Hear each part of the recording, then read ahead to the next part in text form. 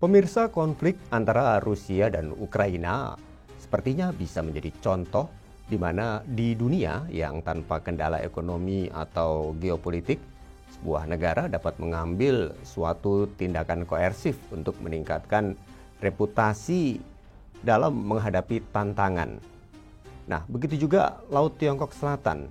Ini merupakan satu perairan strategis yang paling diperebutkan oleh Tiongkok dan sejumlah negara di ASEAN, di mana Laut Tiongkok Selatan dipandang sebagai perairan dengan sumber daya alam dan hasil laut yang melimpah.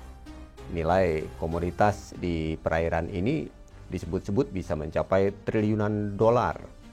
Hal tersebutlah yang kerap memicu adanya sengketa panas terhadap Laut Tiongkok Selatan oleh negara-negara di kawasan ini.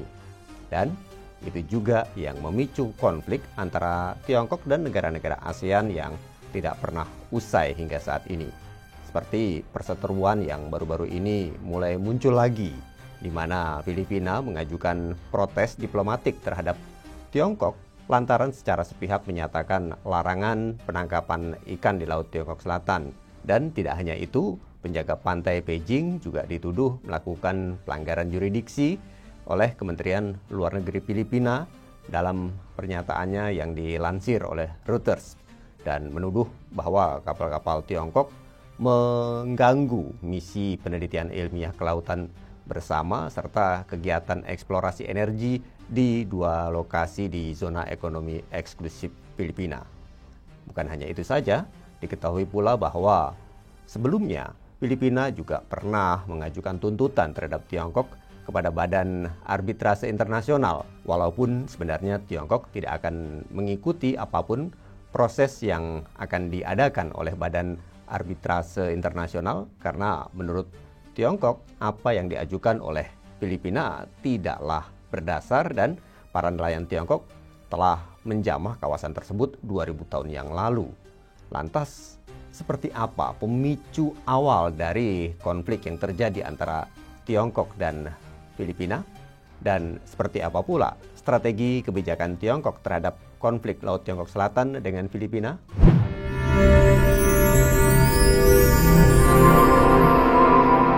Jurnal Barata. Pendengar, konflik ini dimulai ketika pemerintah Tiongkok mengeluarkan statement jika Laut Tiongkok Selatan mempunyai potensi besar minyak yang sejumlah 17 miliar ton. Tentunya dikarenakan hal ini, banyak negara-negara yang ingin merebut kawasan tersebut dengan beralasan kepentingan nasional. Tidak terkecuali Tiongkok. Dengan mudah Tiongkok kemudian membangun pangkalan laut di kawasan Laut Tiongkok Selatan, tepatnya di Kepulauan Spratly. Dikarenakan hal tersebut, maka Tiongkok dikecam oleh berbagai negara Asia Tenggara. Namun dengan kekuatan berdiplomasi, Tiongkok dapat mengembalikan kondisi seperti sedia kala dengan membujuk Laos dan Kamboja untuk tidak memberikan pendapatnya terhadap tindakan Tiongkok tersebut. Dan pada pertemuan Menteri Luar Negeri pada tahun 2012 yang lalu dan pada acara APEC yang diadakan di Laos pada tahun 2016. Nah, dikarenakan untuk memperkuat pertahanan nasional, maka Tiongkok menolak hasil PCA yang mana akan membuat Tiongkok ini dicap sebagai negara pelanggar hukum internasional. Tentu hal ini juga akan berdampak pada hubungan bilateral antara Tiongkok dan Filipina. Namun Tiongkok tetap berusaha untuk terus menjaga dan mempertahankan perdamaian serta keamanan di kawasan. Maka Tiongkok kemudian menggandeng beberapa negara ASEAN untuk menunjukkan jika Tiongkok tidak menginginkan adanya peperangan dengan negara ASEAN.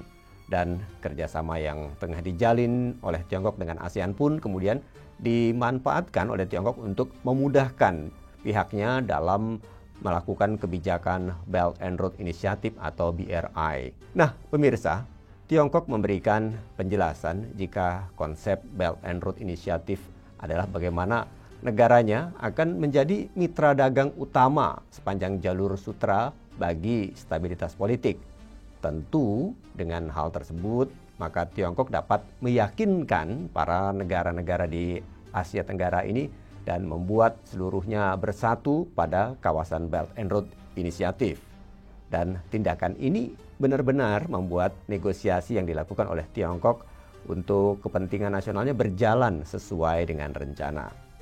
Nah, tindakan Tiongkok mengesampingkan sengketa Laut Tiongkok Selatan untuk memperluas ruang lingkup ekonomi politik mulai memperlihatkan hasil atas kerjasama yang telah dibangun bersama dengan ASEAN sejak tahun 1990-an.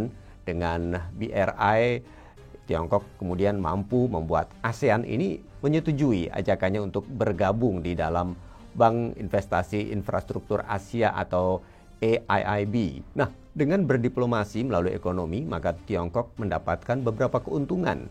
Tidak adanya peperangan yang pecah diakibatkan oleh sengketa Laut Tiongkok Selatan dan lancarnya strategi pertahanan nasional yang dimiliki oleh Tiongkok.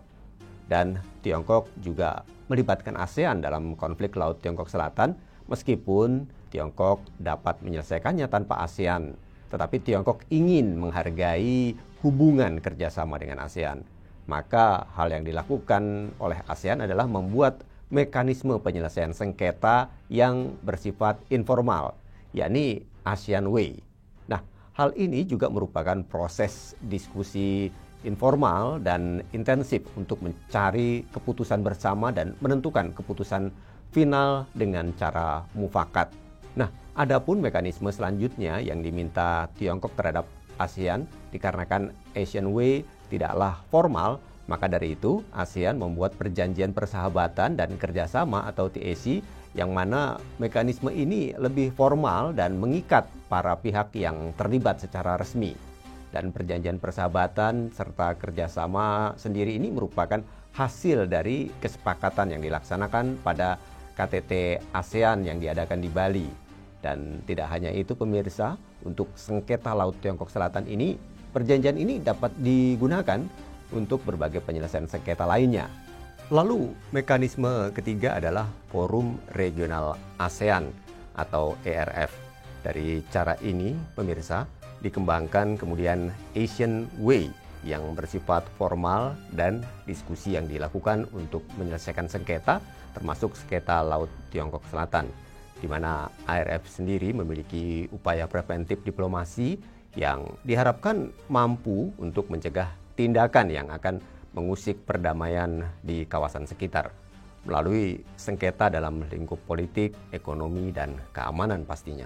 Nah, dengan berbagai pendekatan dan usaha diplomasi yang dilakukan oleh Tiongkok, membuat Filipina kemudian mengambil kebijakan luar negeri ini untuk menjauhi peperangan dan mengutamakan perdamaian dan keamanan. Tentu hal ini membuat Filipina mendekat dengan Tiongkok agar masyarakat Filipina terhindar dari tindakan agresif yang mungkin saja terjadi jika Filipina tidak melunak pada Tiongkok. Nah, dikarenakan adanya pergantian presiden Filipina, di mana pada awalnya Benigno Aquino mengecam tindakan Tiongkok yang melanggar kedaulatan Filipina, sementara presiden Filipina yang baru, Duterte, menganggap hal tersebut tidak pernah terjadi dan membuat kesepakatan damai dengan Tiongkok. Memang hal ini terjadi dikarenakan adanya kepentingan nasional Filipina yang mana menjaga stabilitas ekonomi Filipina agar dapat meningkatkan perekonomian negara dengan tetap memiliki hubungan diplomasi yang baik dengan negara maju dan berkembang seperti Tiongkok. Lalu, pada tanggal 4 November 2021, Tiongkok melakukan Declaration of the Conduct, deklarasi tentang perilaku para pihak di Laut Tiongkok Selatan bersama dengan ASEAN, yang mana tertulis jika Tiongkok dan ASEAN akan berkomitmen untuk selalu mematuhi prinsip hukum internasional dan menghormati kebebasan navigasi di Laut Tiongkok Selatan.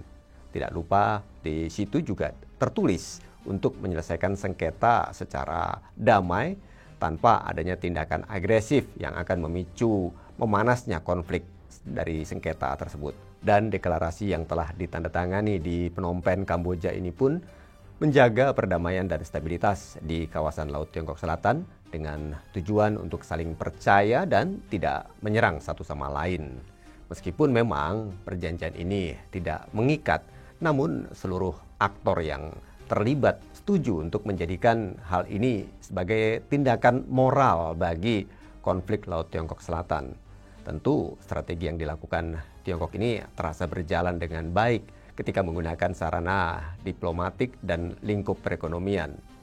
Tiongkok sendiri mengatakan jika konflik ini memang seharusnya diselesaikan secara bilateral ketimbang saling melempar tuntutan dan mengusik perdamaian di kawasan sekitar Laut Tiongkok Selatan. Meskipun memang tidak sepenuhnya berjalan dengan lancar dikarenakan sengketa yang terjadi sudah sangat kompleks serta adanya pertimbangan masing-masing negara dari kekuatan internal ataupun eksternal serta dilema keamanan tentunya.